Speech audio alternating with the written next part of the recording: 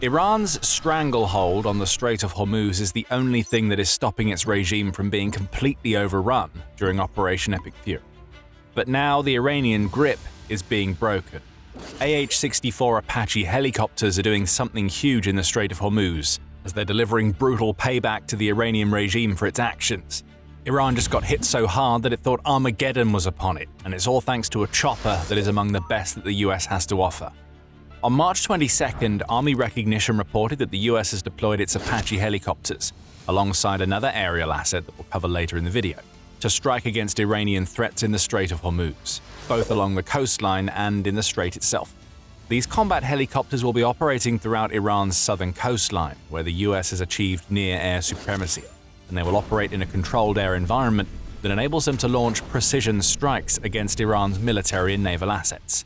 This is a big move by the US, and it signals a change in posture as America attempts to secure the Strait of Hormuz, thus securing the transit of dozens of merchant ships that sail through the waterway.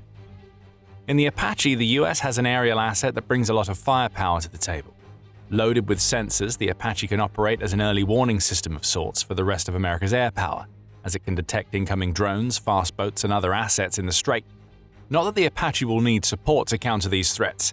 Its Hellfire missiles fly fast, hit hard, and are the perfect counter for the small boats that Iran has been sending into the strait. Add to that a top speed of 170 miles per hour, which is more than enough to keep up with even the quickest vessel that Iran has been deploying against merchant ships in the strait, and you get a helicopter that can sense threats, react fast, and destroy almost anything that's in its path. We'll be getting into why Iran's fast boats in particular have become a major problem in the Strait of Hormuz in a few minutes. Before that, we have more of what the Apache brings to the fight to cover. These choppers, which have been in service since the 1980s, are operated by the US, Israeli, Dutch, and Japanese militaries for a reason. They're among the most versatile attack helicopters in the world. Beyond the Hellfire missiles we've already mentioned, every Apache has a 30mm M230 chain gun mounted under its fuselage. With a firing rate of 620 rounds per minute, that gun can shred through boats and drones in a heartbeat, and every Apache carries 1,200 rounds of ammunition to ensure it can fire again and again at multiple targets. A single-second burst of fire rattles off about 10 rounds. That's more than enough to destroy the types of threats that the Apache will be dealing with in the Strait of Hormuz. The US also has options beyond Hellfire missiles for its attack chopper. Stinger missiles, AIM-9 Sidewinders, sidearms, and Mistrals can also be loaded into the Apache on a mission-by-mission basis, giving it some air-to-air firepower that it can unleash if Iran is stupid enough to deploy any of its airframes in its ancient air force against the US. The Apache also comes loaded with an electronic warfare suite, which includes radio jammers, infrared countermeasures, and interference equipment, which makes it a flying death sentence for Iranian assets operating in and around the Strait of Hormuz, even if the Apache isn't using its main weapons. And it gets worse for Iran. The Apache also has the ability to carry rockets that don't have any explosives in them. It seems weird to claim that this is an advantage for the American chopper, but what this means is that the Apache can unleash rockets that, through kinetic energy alone, can crush a target. Now think about one of the weapons that Iran has been using in the Strait of Hormuz that could be a perfect target for these kinds of rockets. Shahed drones are taking flight every day, and with this type of rocket, the Apache can potentially take out those drones without expending expensive explosive material. In theory, all the rocket needs to do is hit its target, and kinetic energy does all the rest. The Apache is also a deck hugger, which means it can fly low to the ground or close to sea level whenever needed. So if the US needs a chopper that can come almost face-to-face with the fast boats that Iran has been deploying to the Strait of Hormuz, it's just given itself the perfect option. Let's stick with those fast boats for a second. While there are several reasons why the Apache is being deployed in the Strait of Hormuz, which we're going to be covering soon, dealing with the Iranian fast boats is key. As the Wall Street Journal reported on March 19th, the use of Apache helicopters represents the start of a new campaign to reopen the Strait of Hormuz after Iran had mostly successfully blockaded the waterway in the wake of Operation Epic Fury. The stepped-up operation is part of a multi-stage Pentagon plan to reduce the danger from Iranian armed boats, mines, and cruise missiles, which have halted ship traffic through the waterway since early March. If the danger can be reduced, the US could send US warships through the strait and eventually escort vessels in and out of the Persian Gulf, the outlet reports. And it's the armed boats that the journal mentions that are among the most important targets that the US Apaches focus on. Why? We only need to examine how Iran has been using these boats and the problems they, along with Iran's other assets in the Strait of Hormuz, have been causing. In a March 13th article, The Times explained, how Iran's naval tactics work and why they've been so effective in the Strait of Hormuz. Iran doesn't follow the conventional rules of naval warfare. Yes, it has warships, or it had warships. The US has been doing a good job of taking those larger ships out of the equation, as it reportedly sunk about 60 of Iran's naval vessels by the midpoint of March. However, Iran's warships aren't the main pillar of its naval power. The fast boats are, and we're seeing why in the Strait of Hormuz. These boats, which are little more than speedboats that have been packed with explosives or loaded with weapons, aren't going to do much against American warships. But then they're not designed to hit those types of ships. What the fast boats can do very well is hurtle toward large container and cargo ships that are attempting to sail through the Strait of Hormuz. Once they arrive, they unleash their firepower against the vessels that have no defenses before sailing off at speed to go back into hiding. This is an asymmetric strategy being deployed by a nation that knows it can't stand up against US naval might, and it allows Iran to do a lot of damage very quickly to ships that aren't even part of the war being waged against it. Iran can also use these boats for other purposes, as former Royal Navy member Kevin Rowland tells The Times. The IRGC is using small boat drones, jet skis in some cases, and mines to achieve a disproportionate impact. You don't need a specialized warship to lay mines, a rowing boat can do it, depending on the mine, Rowland says. So what the US faces here is a navy unlike any that it would have to deal with when fighting against the likes of Russia or China. While those nations would attempt to go warship to warship against the US, Iran is using its fast boats to create chaos in the Strait of Hormuz. That matters from the context of merchant ships being struck, of course. According to Australia's ABC News, Iran has hit at least 20 merchant ships since Operation Epic Fury began on February 28. On the tangible level, these are strikes Iran is using to show the rest of the world that the US can't protect the ships that attempt to sail through the Strait of Hormuz, which essentially creates the blockade we mentioned earlier. And it's this blockade that's the real problem, at least for the US. The Strait of Hormuz is one of the most important waterways in the entire world. Connecting the Persian Gulf with the Arabian Sea, it's used by oil and gas tankers to sail their products from places like Iran, Iraq, Saudi Arabia, and the United Arab Emirates to the rest of the world. Oil and gas customers send their tankers through the strait to these nations. This all adds up to about 20% of the world's oil and about the same percentage of liquefied natural gas flowing through this one waterway, which, at its narrowest point, is just 33 kilometers or 20.5 miles wide. That's a pretty short distance for Iran's fast boats and drones to cover. There are even talks about how Iran's control over the Strait of Hormuz could cause problems that impact the US and its defense industry, as critical minerals used in modern weapons also pass through the waterway. And in a moment we're going to explain why the Apache is the perfect remedy to the Strait of Hormuz stranglehold that Iran has implemented.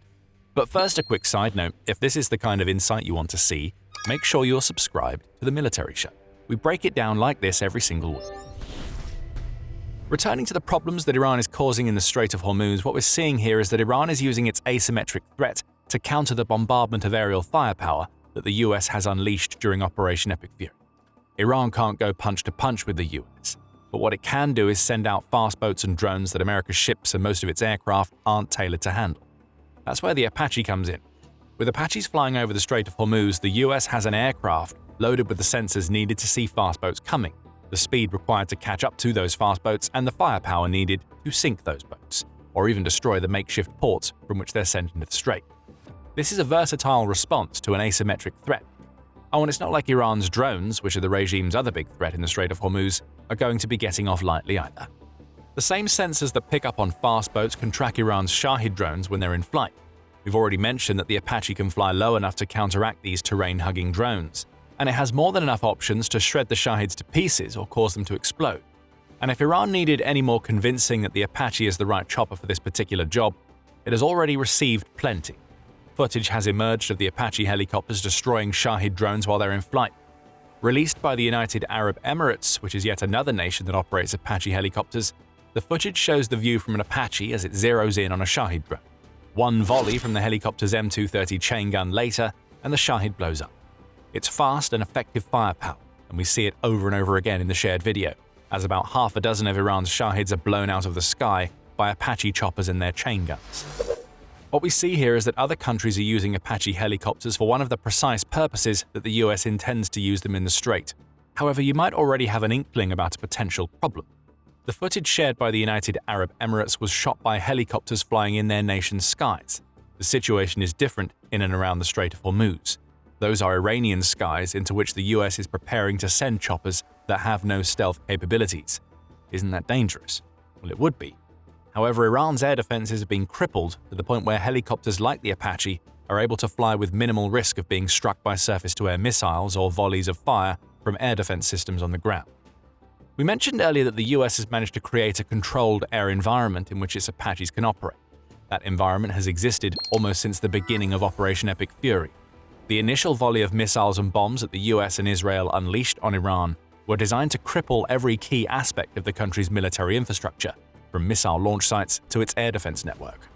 By March 4th, US Secretary of Defense Pete Hegseth was claiming that the US will have complete control of Iranian skies, uncontested airspace. Hegseth didn't say precisely when this control would come, but he was hinting at the fact the majority of Iran's air defense network had already been completely destroyed. By the third week of Operation Epic Fury and Operation Roaring Lion, the Alma Research and Education Center was reporting that the Israeli Defense Force had claimed that about 85% of Iran's air defenses have been taken offline. That type of success opens the door for the Apache. America's chopper can now fly around the Strait of Hormuz almost unimpeded, though it still has to consider the threat posed by increasingly isolated fragments of Iran's air defenses that have been separated from the wider destroyed network. Those fragments are being mopped up by follow-up airstrikes, meaning each passing day creates an even safer environment for the Apache to do its work. So the Apache is practically free to focus solely on Iran's fast boats and drones in the Strait of Hormuz. However, these attack choppers may also be setting the stage for something that is far more devastating to Iran. If you want to find out what that is, stick with us until the end of the video. Before we cover that, you may remember that we mentioned at the start that the AH-64 Apache wasn't the only aircraft that the US is sending into the Strait of Hormuz. There is another. When working in tandem with the Apache, that aircraft puts the US in an even better position to wrest control of the strait from Iran. That aircraft is the A-10 Warthog. And the firepower it delivers alongside the Apache is enough to make any Iranian fastboat operator think twice. With its GAU-8A 30mm cannon, some commentators on this very channel have joked that the A-10 is more like a gun with an aircraft attached, rather than an aircraft with a gun attached. What we know for sure is that this cannon can easily shred through drones and fastboats, and that it's joined by the AGM-65 Maverick missiles and a range of precision-guided munitions that the US can use to strike ground targets, such as missile launch sites and ports on the Strait of Hormuz's coast. Like the Apache, the A-10 can fly low, allowing for the accurate identification and destruction of targets in a waterway where both civilian and military assets operate. And due to its titanium armor, the A-10 can also withstand some ground fire, which covers it against many of the isolated Iranian air defense systems we mentioned earlier. What we have here is the US combining two of its older aerial assets in a layered approach that is made possible by the control that America now holds over Iranian airspace. What we're likely to see now is Apache helicopters patrolling the Strait of Hormuz, where they will take out drones and fastboats. The A-10s could do the same and may well do so when needed, but they're likely to focus on the coastline, where they can hit missile launch sites and ports. What this amounts to is a persistent aerial threat being presented in the Strait of Hormuz, which makes Iran's asymmetric tactics in the waterway far more difficult and riskier to pull off. And there's more. We said earlier that the Apaches in the Strait of Hormuz might be setting up for something bigger than what they're doing right now. That something could well be the arrival of US ground forces, which many speculate are heading to Iran to take over Karg Island. Right now, the 11th Marine Expeditionary Unit is speeding toward the Middle East. That unit, which contains 2,200 US Marines, set off from San Diego on March 18th, and they follow in the wake of the 31st Marine Expeditionary Unit, which set off toward Iran from the Indo-Pacific just a week before. In other words, the US is sending over 4,000 Marines in Iran's direction, and the scuttlebutt is that they're on the move as US President Donald Trump mulls over the possibility of a ground assault on Karg Island. We won't dig into what that assault could mean, as that's a topic for another video. But if this type of assault is the plan, it makes even more sense why Apache helicopters are now operating in the Strait of Hormuz. To understand why, we only need to look at America's past conflicts in Iraq and Afghanistan.